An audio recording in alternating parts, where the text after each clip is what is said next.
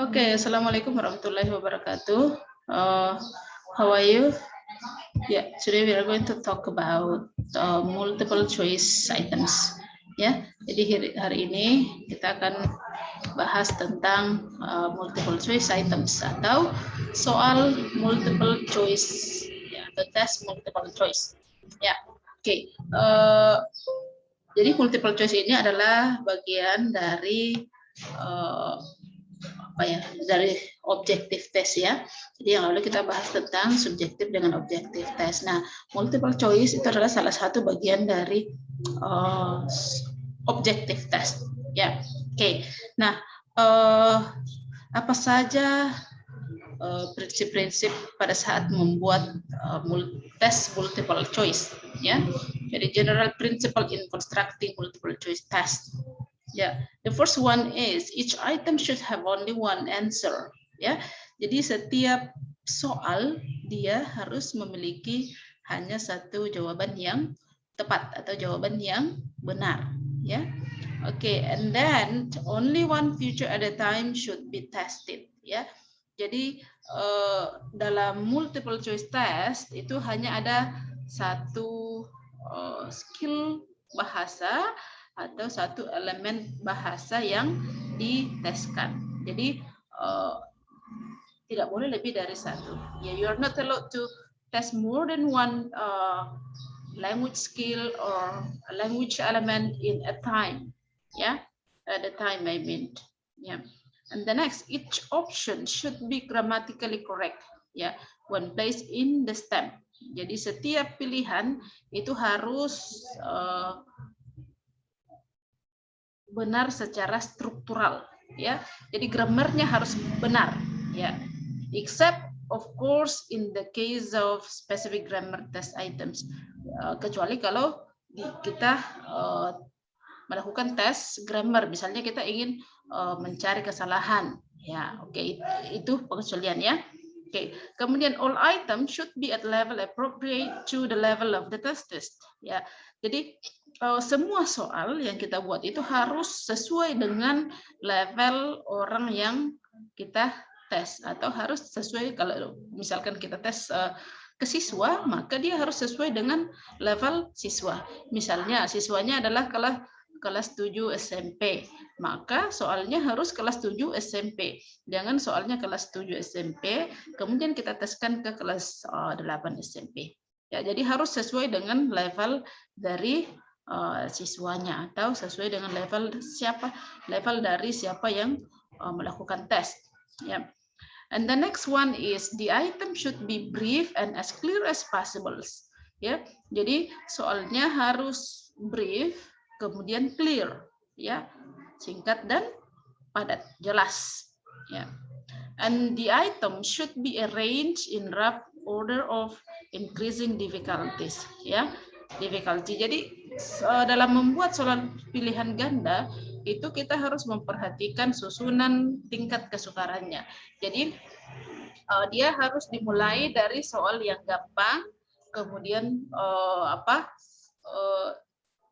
tingkat kesukarannya rendah maksud saya ya, atau mudah, kemudian sedang dan tinggi ya, atau sangat sulit ya. Kenapa? Ini terkait dengan faktor psikologi. You can imagine when you directly faced by very difficult questions ya. Coba bayangkan ketika kita langsung diperhadapkan pada pertanyaan yang susah ya. Yeah, perhaps the next question is easy, but because of the first question comes is very difficult, so yeah, you cannot answer the next questions. Yeah, because of being shocked. Ya, karena sudah shock di awal. Ya, so you have to think about it. Jadi kita harus memperhatikan itu. The first question should be the easiest one, ya, harus yang paling mudah. Jadi mudah, sedang, kemudian paling sukar, paling sulit, ya. Okay, the next one, a component of multiple choice test. So what should be there in multiple choice test? The first one is the stem, ya. Yang pertama adalah stem. So what is stem? Ya, a stem is the opening or problem to be solved. a question asked or an incomplete statement to complete it. Ya, jadi STEM itu permasalahan yang akan diselesaikan atau questions. Ya, kita lebih familiar dengan questions. Ya, that's we call STEM. Ya, and the next, the form of a STEM. Nah, bagaimana bentuk-bentuk STEM ini yang perlu juga kita ketahui. Ya, the first one is an incomplete statement. Yang pertama adalah statement dalam bentuk tidak lengkap. Ya, let's see the examples here. I stayed there until Taufik bla bla bla. Ya, jadi kalimatnya tidak lengkap atau stemnya tidak lengkap, soalnya tidak lengkap. Nah, kita diminta untuk melengkapinya.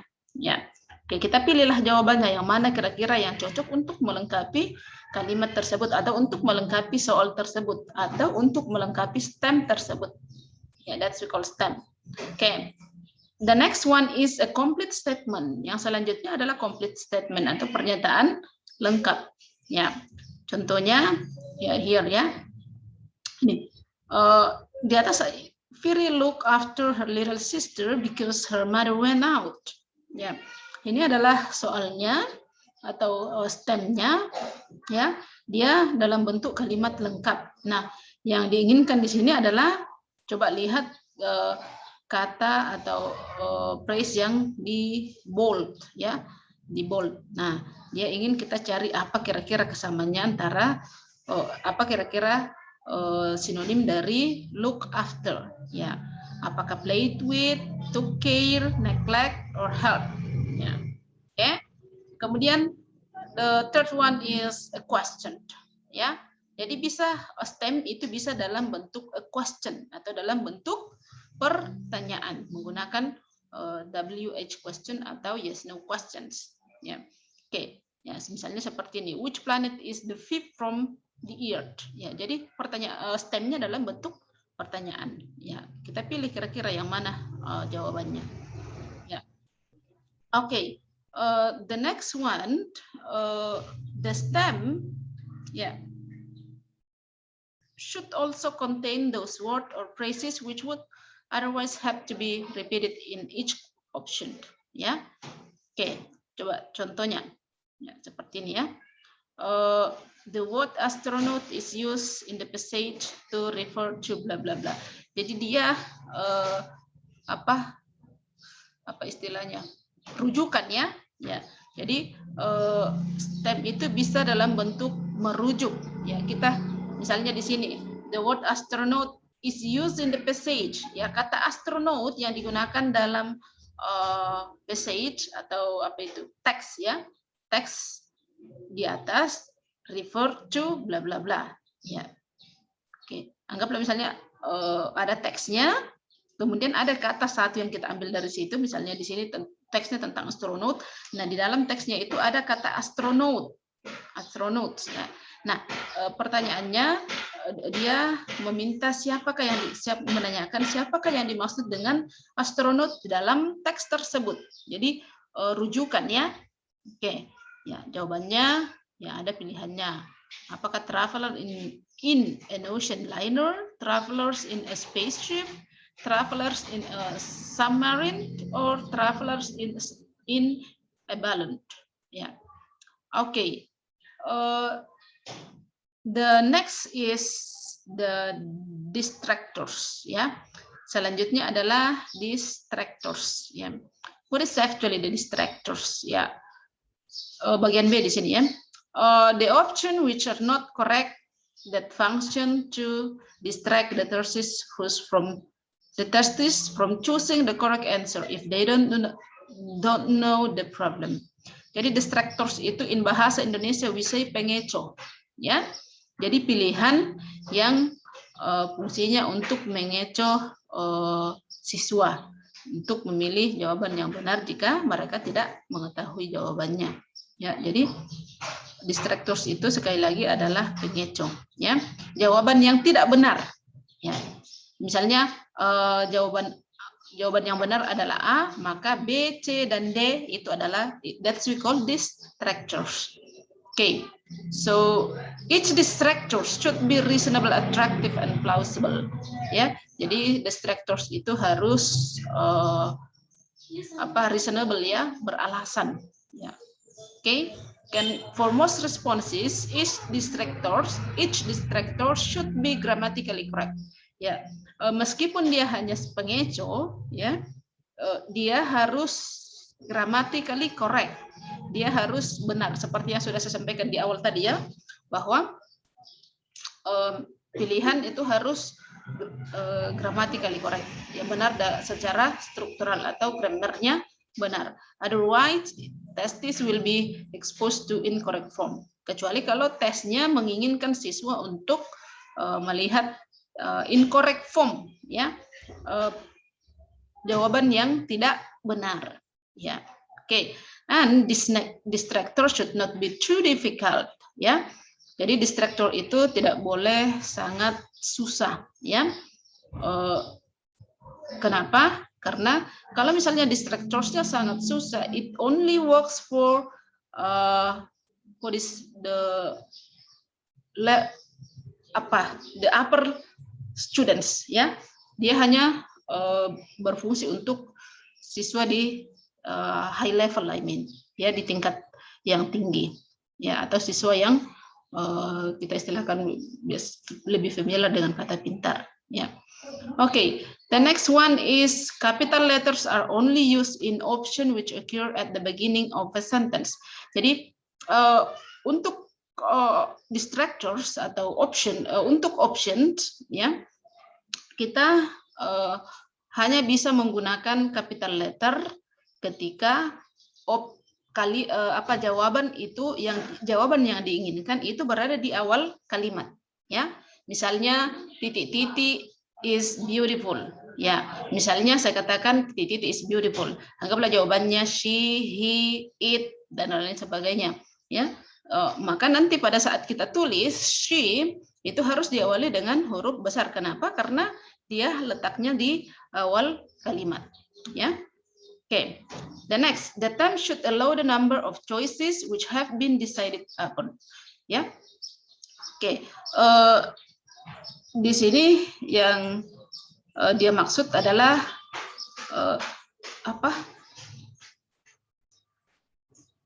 stemnya atau should allow the number of choices which has been decided upon. Tidak boleh harus sesuai dengan yang soal sebelumnya, ya. Misalnya di atas, misalnya soal nomor 5, ya, harus sesuai dengan jumlah option yang ada di soal nomor 1 sampai 4, ya.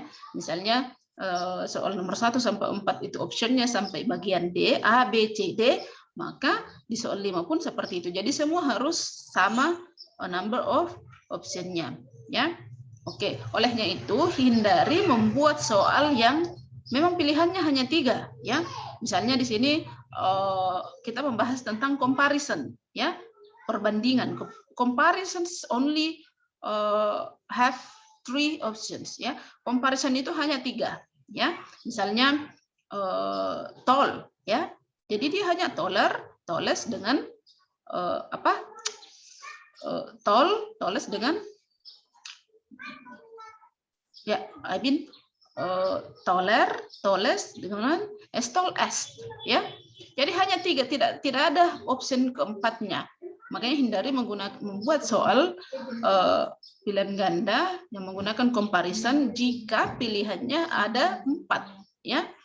Oke, the next one is the correct option. Ya, correct option itu lawan dari distractors, ya. Correct option, jawaban yang benar. So the principles of the correct answer, the first one, yang pertama adalah this should be clearly and correct. This should be clearly the correct and the best answer, ya. Jadi correct option itu harus jelas, benar, dan merupakan jawaban yang tepat, ya. Oke. For example, this one, ya. Who blah blah blah, you came here to see us. Coba kita lihat, ya. Ya. Apakah jawabannya A, B, C, or D, or E, ya. Oke. Ya. Jadi dia harus apa istilahnya? clearly the correct and the best answer. Ya. Nah, coba kita lihat di sini. Di sini ada kemungkinan dua jawaban ya. Oke, bisa saya katakan who made you came here to see us, atau bisa juga saya katakan who let you here to see us. Jadi ada dua option yang tepat. Nah, in constructing multiple choice, there is only one correct answer. And the next one, the correct answer should be approximately the same length as the distractors. Ya, jadi jawaban yang paling benar, jawaban benar itu harus panjangnya atau panjang kalimatnya harus sama dengan distractors. Tidak boleh dia mencolok ya, atau tidak boleh jawaban yang benar yang paling panjang kemudian distractorsnya pendek. Jadi kalau misalkan jawaban yang benar satu kata, maka distractors juga harus satu kata sama panjangnya ya. Kalau jawaban yang benar terdiri dari satu phrase, maka kata yang lainnya atau distractorsnya harus terdiri dari phrase juga ya. Oke.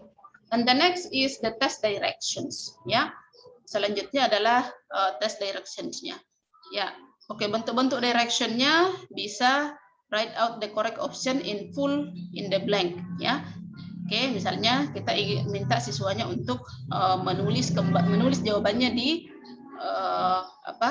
di titik-titiknya ya. Misalnya ini he bla bla bla not come here every day ya. Nah, jawabannya kita diminta untuk menulis di titik-titik ya. Kemudian yang kedua, write only the letter of the correct option in a box appear at the side of the questions ya. Ya, kita tampilkan jawaban yang kita tampilkan box di samping soalnya. Nah, kita diminta untuk menulis jawabannya apakah A, B, C atau D, tapi kita tulis di bagian di sini ya, di boxnya ya. Oke, kemudian yang selanjutnya put a tick or a cross at the side of the correct option in a separate box ya.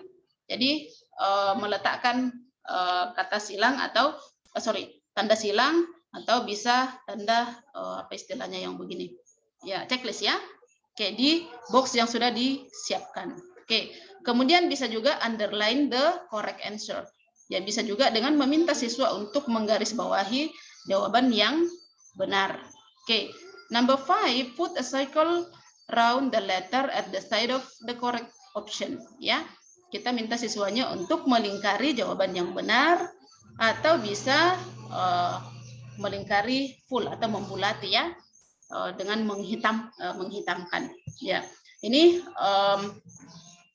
sekitar tentang multiple choice items ya. Semoga bisa dipaham karena ini yang akan menjadi tugas kita nanti untuk membuat soal pilihan ganda. Jadi sebelum kita membuat pilihan ganda, before constructing the multiple choice test, then you have to know what should be what the principles and how should be the test constructed ya. Okay, I think it is enough for today. Saya kira cukup. Thank you for your attention. Hope you can understand it. Semoga bisa dipahami. Sekian. Assalamualaikum warahmatullahi wabarakatuh.